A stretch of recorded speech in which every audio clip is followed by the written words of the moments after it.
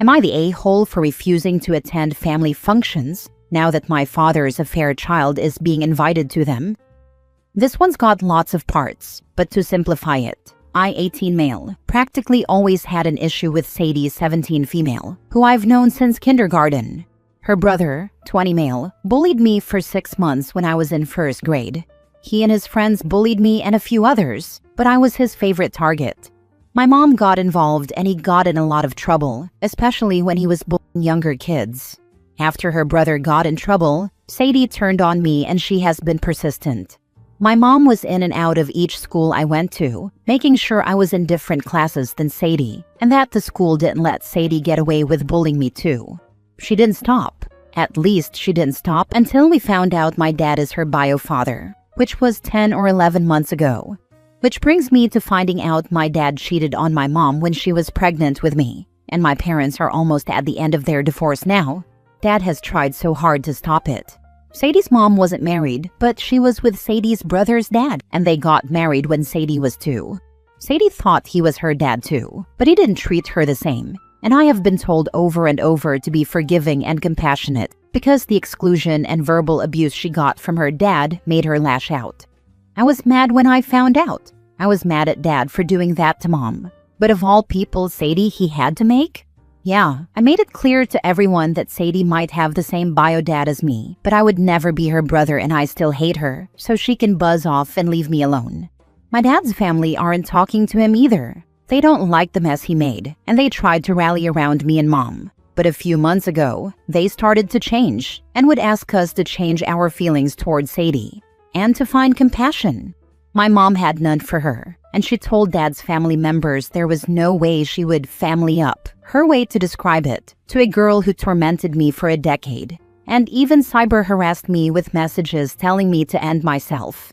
I told Dad's family that I wasn't willing to have a relationship with Sadie. I said I wouldn't stop them, but they shouldn't expect to see me where Sadie will be.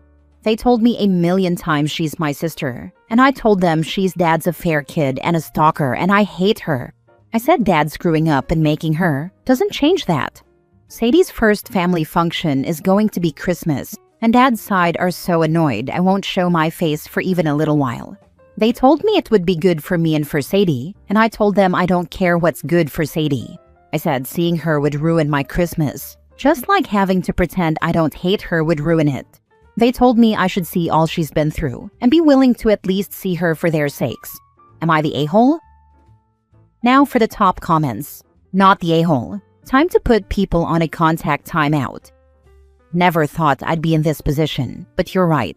At this point, we're going around in circles, and they're going to turn on me more as they realize there's no compromise for me. They will not stop. Don't let the bastards grind you down. No contact seems like the best strategy. Give them time to think about their BS. Why do I feel it has always been the intention from the start? Rally around OP like they support his decision. Then all of a sudden, they see reason and want you to compromise. Time to bid them goodbye and start living your best life without them. I thought the same thing after they started pushing me and Mom to forgive Sadie and treat her like family. Because that turnaround happened abruptly, and I don't know how you can go from supporting me and Mom to being Team Sadie and screaming that she deserves to be loved and forgiven. Do you still have those messages where she cyberbullied you? Print them and put them in a nice frame and make that your present to your dad's family. A copy for everyone telling you to forgive her. You are not the a-hole. Go spend Christmas with your mom and her family.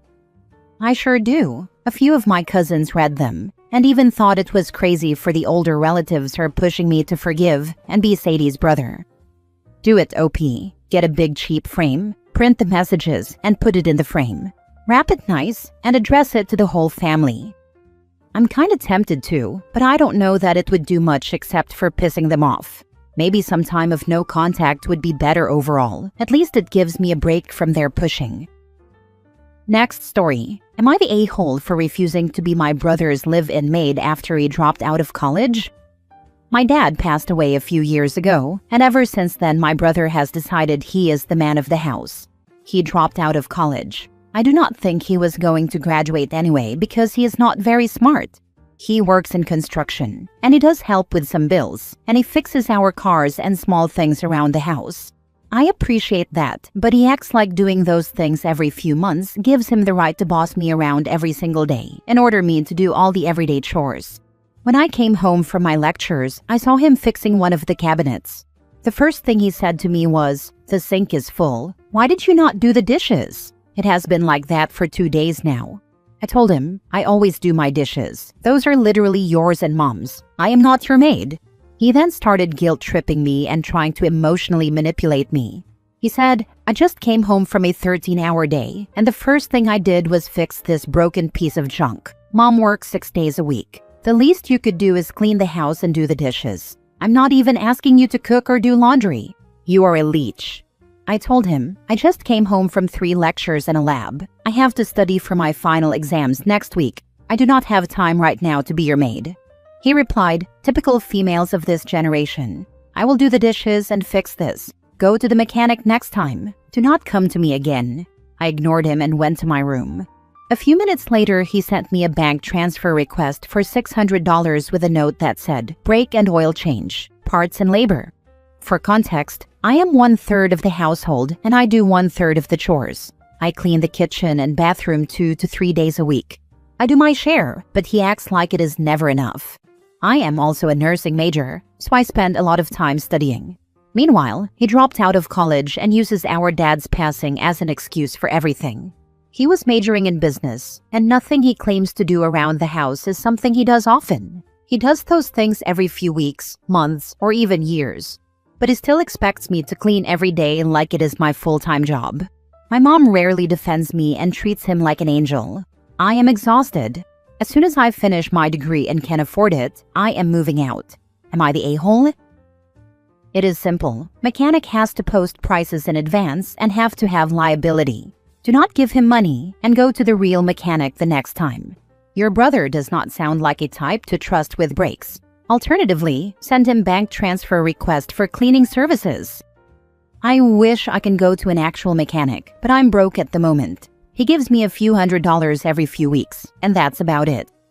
Your brother gives you money? Just get a part-time job and stop relying on him. Wait to leave that out of the post. Do you think he is giving you a few $100s every few weeks just from the goodness of his heart? He is not your parent. He should not have to give you an allowance. Seeing that he is, the least you could do is do extra chores around the house. I was about to say everyone sucks here until OP clarified that her brother, on top of working full-time and supporting his family with DIY and repairs around the house, also gives his adult sister weekly pocket money from his wages. You're the a-hole. You're an adult living for free in your family home. You don't get to live like you would in a flat share when your mom and brother work their butt off to pay your way. If that means doing more than 1/3 of chores for now, then it is what it is, because you have more free time as a student. After your admissions, your brother is giving you money, paying part of the household bills, and fixing your car for free? You have just won the giant "you're the a-hole" rating. Shut up, wash the dishes, clean the house, or get a job. You're a mooch. An ungrateful mooch. Next story. Am I the a-hole for refusing to split a gift with my sister after she forgot her part but still wants half? A few months ago, my sister and I decided to buy an expensive birthday gift together for our mom. We agreed to split the cost evenly, and I paid my share right away. At the time, she said she would send me her portion later, which I thought was fine. I went ahead and purchased the gift, making sure everything was perfect and ready for the celebration. The day came, we gave the gift, and everyone loved it. Afterward, I asked her about her share of the payment, but she kept putting it off, saying she would pay when she could. Weeks passed, then months, and she still hadn't contributed anything. Recently, she told me she expects me to cover the full cost because it's just money, and she doesn't want to worry about it. I reminded her that we had agreed to split it and that I already covered my portion. She insisted that since she didn't pay immediately, I should just pay the rest and she would consider it even later. I explained that I wasn't willing to cover her half and that it's unfair to expect me to pay for something we both agreed to share. I understand money can be tight sometimes, but this was an agreement we both made months ago. I went out of my way to organize and buy the gift, and now it feels like she wants to take advantage of the situation. I'm standing by the fact that she still owes me her part, and I shouldn't be responsible for paying more than I already did.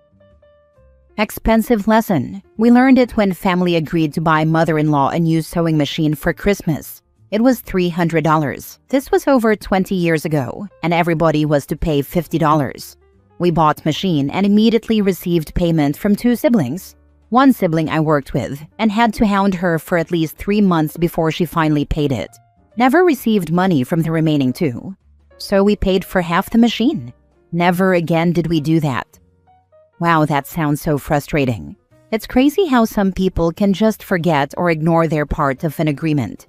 Definitely an expensive lesson, and I don't blame you for never doing that again. Not the a-hole. She pays up front or she doesn't get a dime. Next time it's pay up front or we're not doing a split at all. My sister does this. I will never split anything with her again. It's manipulation, getting you to buy and pay for the gift and including her name as the giver. She never planned to pay you. It really does feel like they want the credit without any of the responsibility. Not the a-hole. Tell her that if it is just money, then she should have 0 problems handing over her share. Honestly, I'd cut ties with her until she did.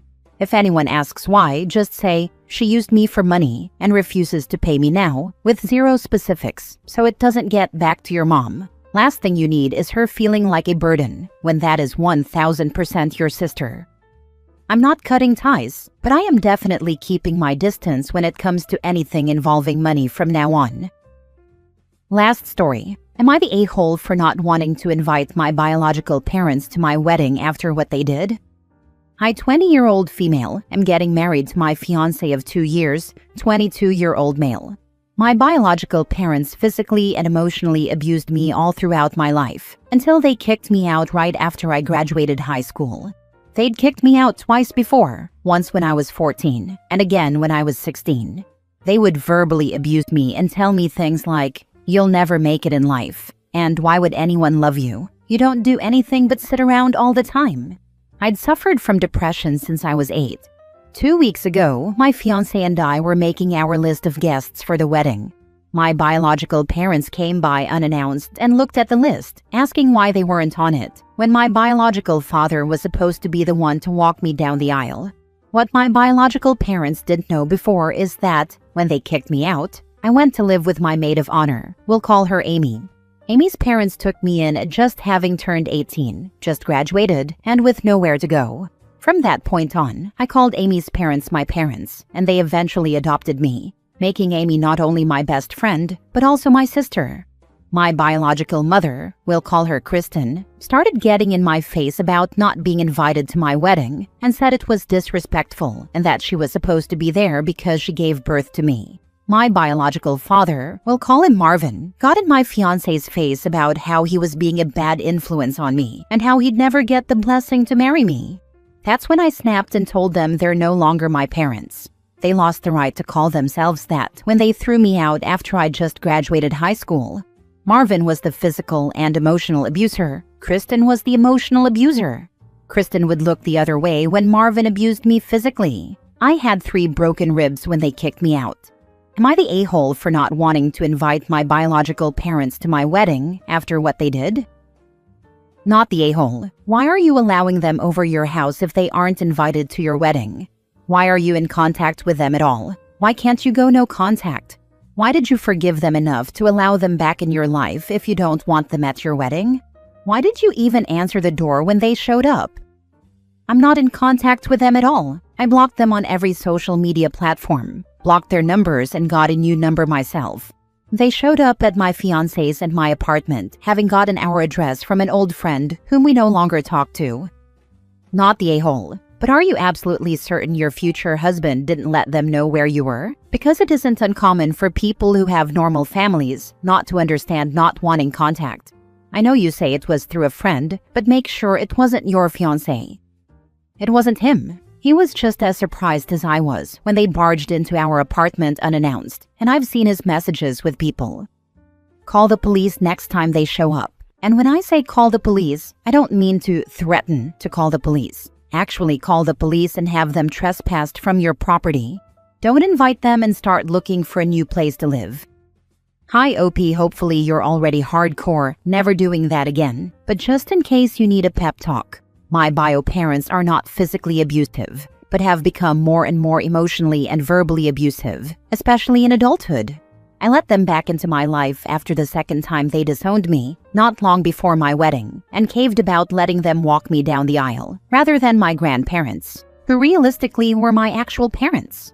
My bio parents ended up steamrolling me on a lot of things I did and didn't want at my wedding, and then got worse and worse again until finally, after the sixth disownment, I've put my foot down about being no contact.